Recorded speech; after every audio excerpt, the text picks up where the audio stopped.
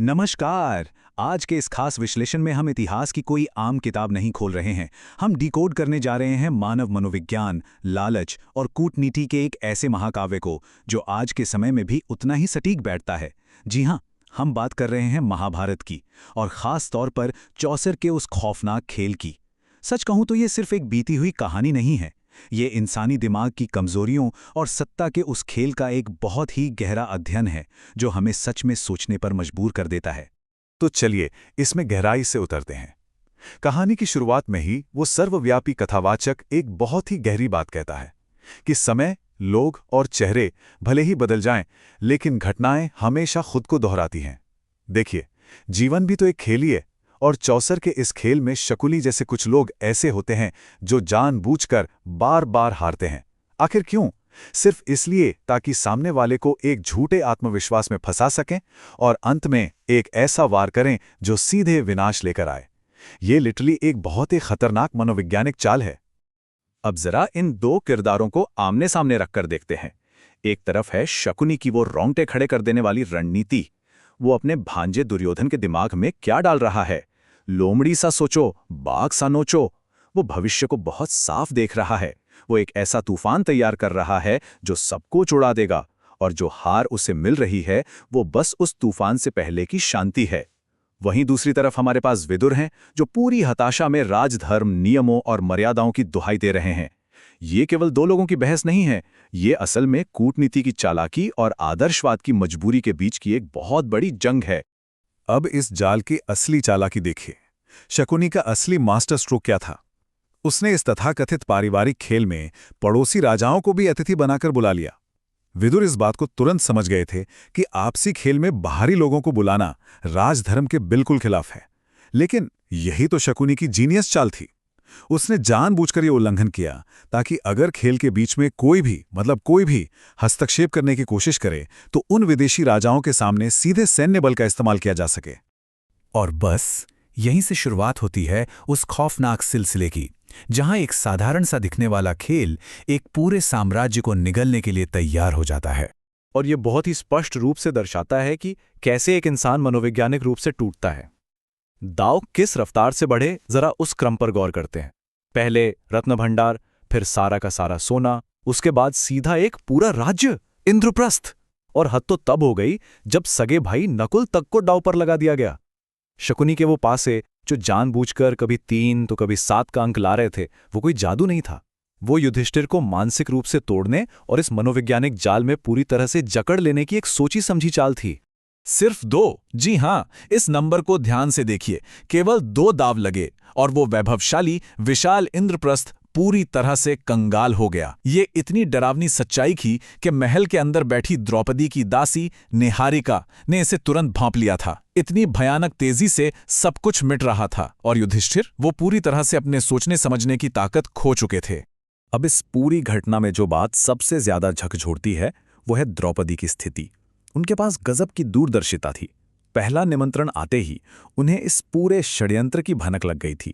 वो बहुत अच्छे से जानती थी कि दुर्योधन में इतनी हिम्मत ही नहीं है कि वो सामने से लड़े। वो तो बस शकुनी के दिमाग के पीछे छिपकर खेल रहा है। लेकिन सबसे बड़ी और दर्दनाक विडंबना देखिए, वो रजस्वला थी। इस वजह से वो अपने कक्ष में कैद थीं।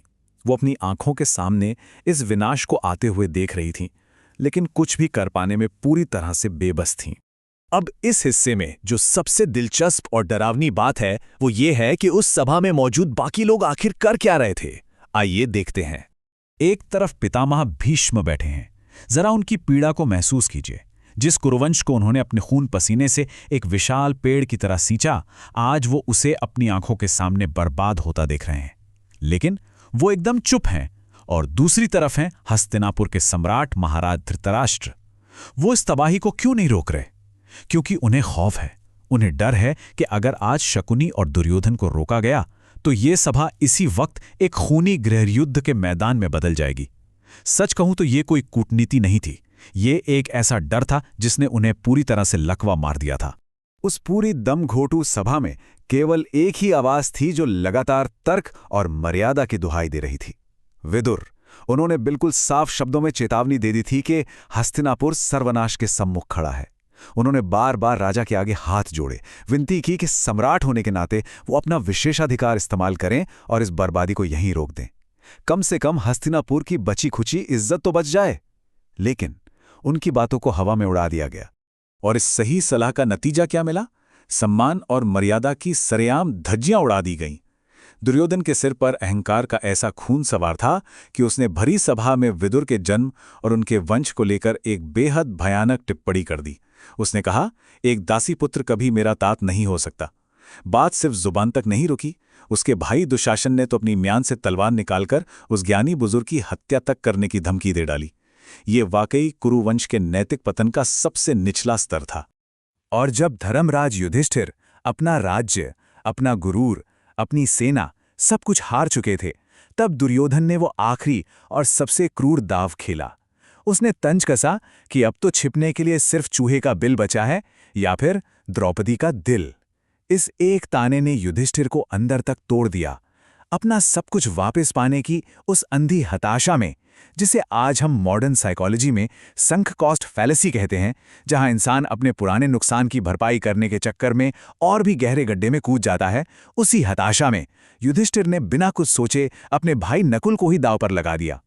तो अब सवाल ये उठता है कि इस प्राचीन महाकाव्य से आज के दौर में हमें क्या सीखना चाहिए? चलिए जोखिम और उससे होने वाली बर्बादी के मनोविज्ञान को समझते हैं। इस पूरी ऐतिहासिक हार का सबसे बड़ा कारण आखिर था क्या? सोचिए, क्या वो शकुनी के चमत्कारी पासे थे? क्या वो दुर्योधन का लालच था? जब हम स्रोत सामग्री का गहराई से विश्लेषण करते हैं तो हमें एक बहुत ही सीधा, तार्किक और बिल्कुल आधुनिक जवाब मिलता है। और वो जवाब है कैलकुलेटेड रिस्क, यानी सोचे समझे जोखिम का पूरी तरह से न होना। देखिए, रिस्क या जोखिम तो हर खेल का, हर बिजनेस का एक जरूरी हिस्सा है। एक कैलकुलेटेड रिस्क वो होता है जहां आप हार के खतरे को जानते हुए भी जीत की एक तार्किक संभावना देखते हैं। लेकिन युधिष्ठिर की सबसे जानलेवा गलती यही थी कि वो भावनाओं में बह गए। भावनाओं ने उनसे लॉजिक छीन लिया और वो पूरी तरह से अंधे होकर बिना किसी गणित के दाव लगाते चले गए। तो इस पूरे विश्लेषण से जो सबसे बड़ी और चौंकाने वाली बात सामने आती है वो ये है कि शकुनी ने भले ही दुर्योधन के दिमाग को हाईजैक कर लिया हो, लेकिन कुरुवंश की असली तबाही इसलिए नहीं हुई कि बुरे लोग बुरा कर रहे थे। तबाही इसलिए हुई क्योंकि वहां बैठे सबसे शक्तिशाली, सबसे समझदार बुजुर्गों ने बिल्कुल कुछ नहीं किया। मतलब लिटरली नथिंग। पितामह भीष्म और सम्राट धृतराष्ट्र जैसे लोग सिर्फ विवशता का रोना रोते रहे। उनकी उस चुप्पी ने, उनके उस कुछ न करने की आदत ने ही पूरे साम्राज्य को जलाकर राख कर दिया। तो जब भी हमारे आसपास कुछ अन्याय होता दिखे तो ये सवाल जरूर उठना चाहिए, क्या हमारी ये चुप्पी किसी नए महाभारत की नींव तो नहीं रख रही? इसी एक गहरे विचार के साथ हमारा ये विश्लेषण यहीं समाप्त होता है। जुड़ने के लिए बहुत बहुत धन्यवाद।